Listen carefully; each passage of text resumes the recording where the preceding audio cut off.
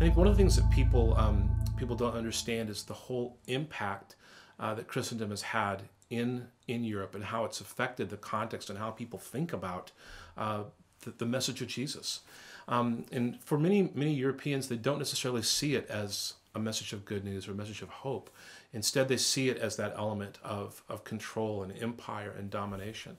And I try to put it this way. I talk about people who've actually been victims of sexual abuse, and it's come from within their family.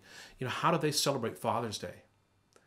How do you celebrate Father's Day if you've been a victim? And I think what happens is for a lot of Europeans, they feel victimized. In fact, many of my neighbors here in Ireland, because of recent revelations and things that have come out, it's their family, in kind of a religious, spiritual sense, and yet they've been wronged by it.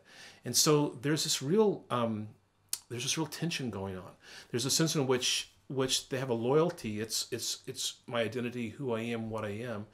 And yet, every time you mention the words associated with Christianity and Christendom, their response is kind of like a gut check response. And I often see two things. I see for some people, it's almost like a glazed look. It's like, yeah, okay, yeah. And people will say things like, oh, gee, I wish I could have the faith that you have. What they're really saying is, but I'm too much of a thinking person, so I can't have that faith.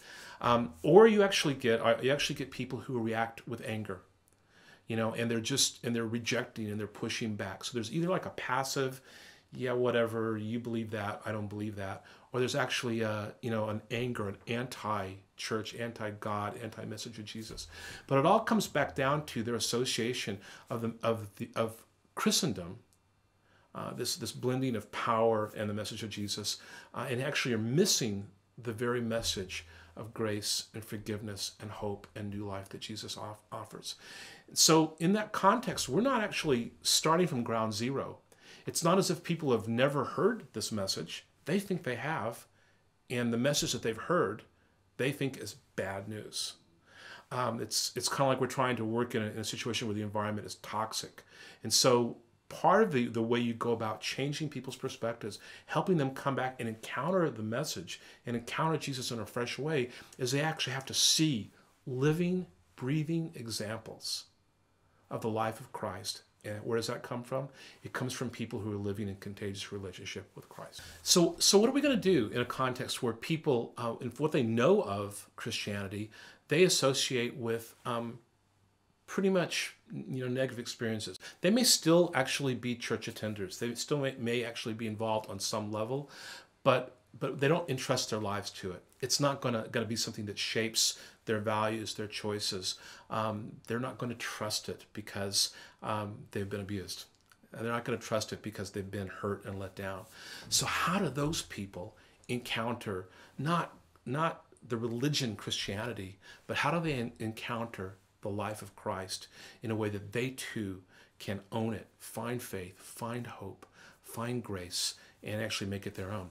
And the only way that's going to happen is if they come in contact with people who are living, breathing disciples, living, breathing people who are living in a relationship with Jesus. And that's kind of the two elements we talk about when we talk about missional incarnational. We talk about mission is the direction we're going. It's not attracting and drawing, but we were moving forward on mission into subcultures and contexts, following Jesus into the lives of people. But how do we do that? Well, that's the direction element. That's the front wheel of the bicycle. But the second element is the back wheel. And it's how are they're going to experience that? They're going to see it when they experience life on life transformation coming from someone who's living in a relationship with Jesus and who says, this is about my faith in Christ. This is about the new life I have in Christ. And that's where that back wheel of the bicycle, front wheel, back wheel, actually has traction. And that's where that begins to move forward into the hearts and lives of people and communities, towns, cities, and nations.